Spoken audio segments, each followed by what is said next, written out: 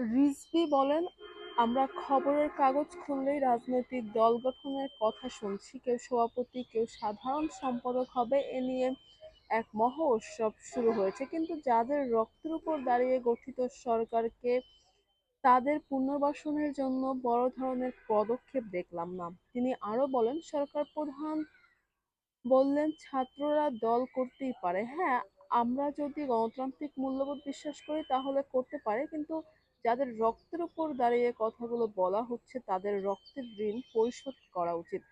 ছাত্রদল ও ছাত্র শিবিরের রাজনৈতিক রেষারেষি কোনোভাবেই কাম্য নয় উল্লেখ করে বিএনপির এই জ্যেষ্ঠ নেতা বলেন, ছাত্র শিবির বলে ছাত্রদলের ভেতরে নিষিদ্ধ ও ছাত্রলীগের প্রতিচ্ছবি দেখছে। কে কখন নিষিদ্ধ হয় তা আমরা জানি না।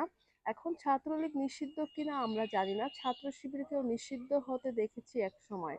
আমরা এটাও জানি, শিবিরের বর্তমান নেতারা ছাত্রলীগের ভেতর অবস্থান করে অনেক পদ পদবিও পেয়েছিলেন।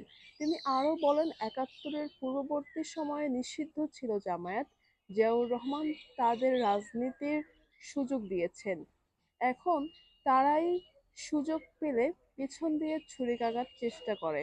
একই অনুষ্ঠানে বিএনপি চেয়ারপারসনের উপদেষ্টা কাউন্সিল সদস্য আব্দুস সালাম বলেন, সরকারের দায়িত্ব থাকা অবস্থায় নতুন রাজনৈতিক দল গঠন সরকারের অবস্থানকে প্রশ্নবিদ্ধ করে। গ্রহণযোগ্য একটি নির্বাচন দিয়ে বর্তমান সরকারকে দায়িত্ব হস্তান্তরের আহ্বান জানিয়েছেন বিএনপির এই নেতা।